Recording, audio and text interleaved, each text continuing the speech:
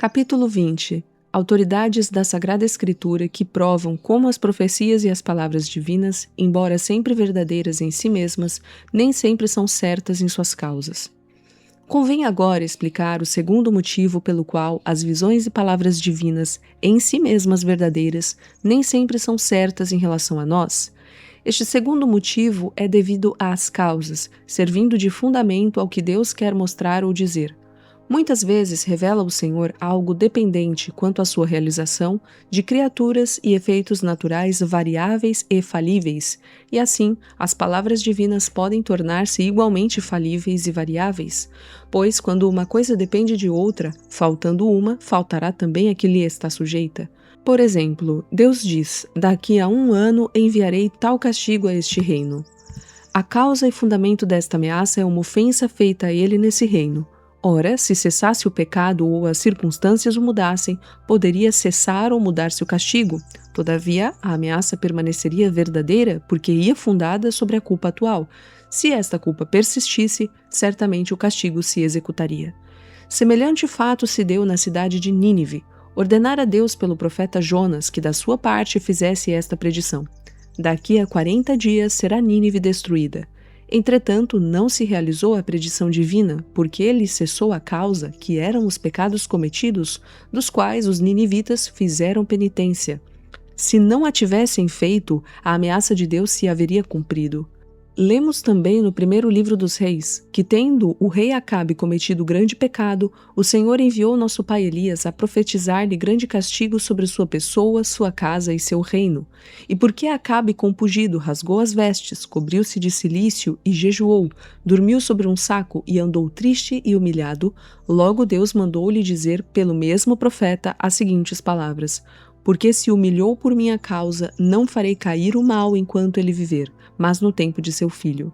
Aqui vemos como a ameaça e a sentença de Deus foram comutadas por causa da mudança de ânimo e afeto em que se achava Acabe. Podemos concluir, pois, que se Deus tiver revelado afirmativamente a uma pessoa tal coisa agradável ou penosa, relativa a ela mesma ou a outra, esta promessa poderá sofrer mudanças mais ou menos consideráveis, ou cessar por completo de existir, conforme as modificações sobrevindas nas disposições da pessoa ou causas sobre as quais se fundava a revelação. Assim acontece muitas vezes não se cumprir o que foi dito à alma, conforme sua esperança, e sem que ela possa saber o motivo, conhecido só de Deus.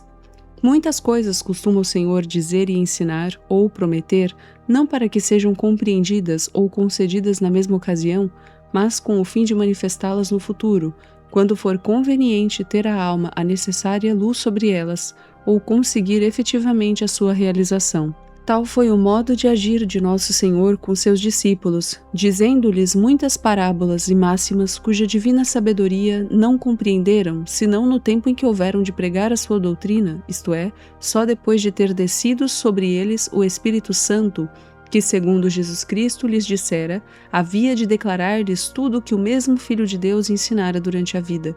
Referindo-se à entrada triunfal de Cristo em Jerusalém, São João escreve: os discípulos, a princípio, não compreenderam isto.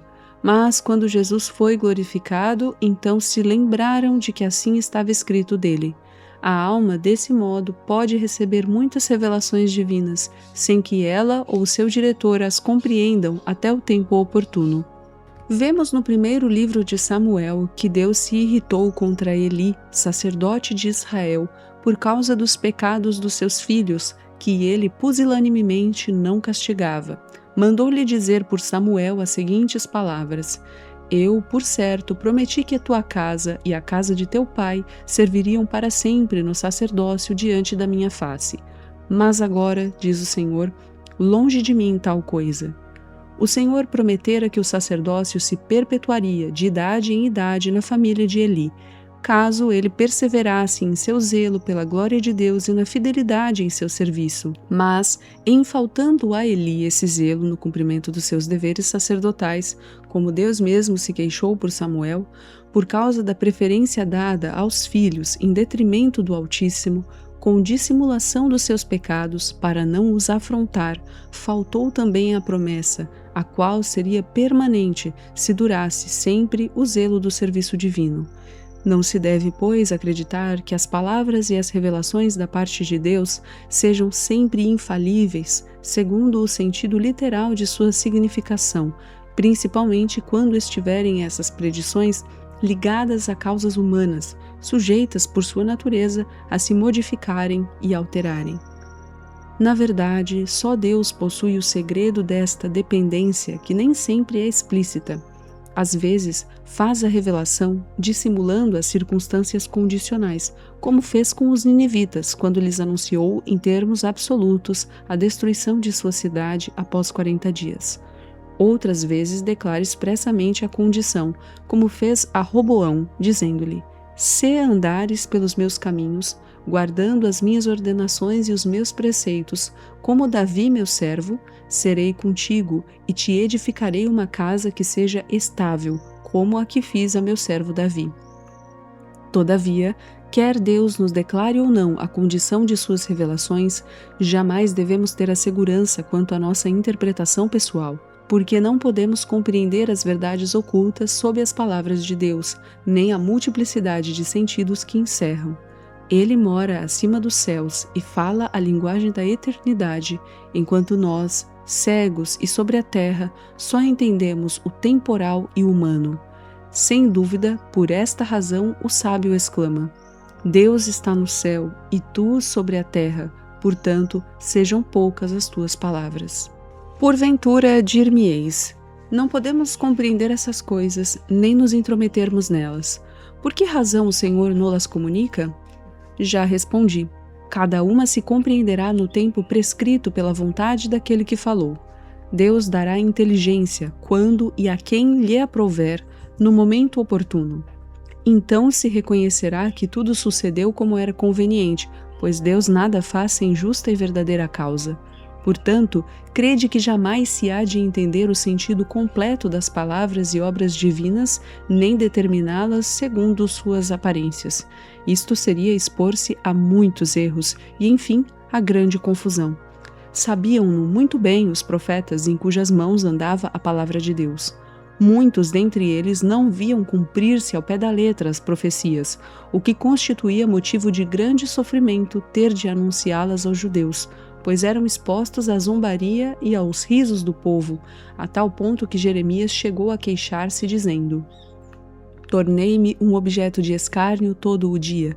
Todos me insultam, porque já há tempo que falo, gritando contra a iniquidade e anunciando com repetidos clamores a ruína, e tornou-se-me a palavra do Senhor em opróbrio e em ludibrio todo o dia.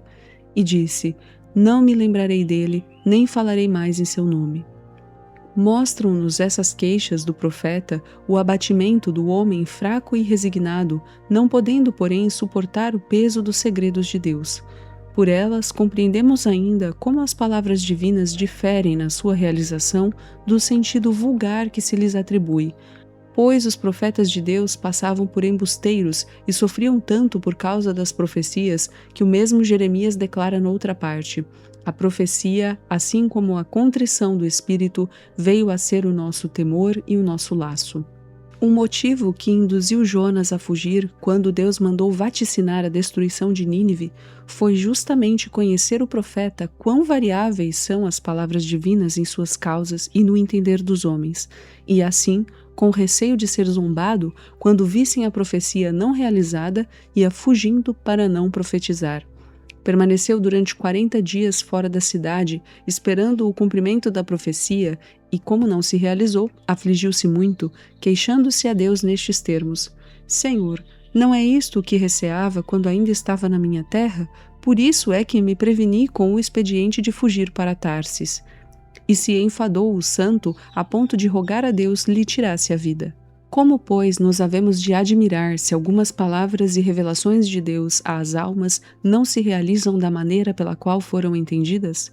Dado o caso que o Senhor afirme ou revele a uma alma algo de bom ou mal, para ela mesma ou para outra, não será sempre certa a sua realização, porque se a promessa depender de algum afeto ou serviço ou ofensa feita a Deus pela alma, a qual a mesma predição se refere, cumprir-se-á somente se perseverar o motivo em que se fundou.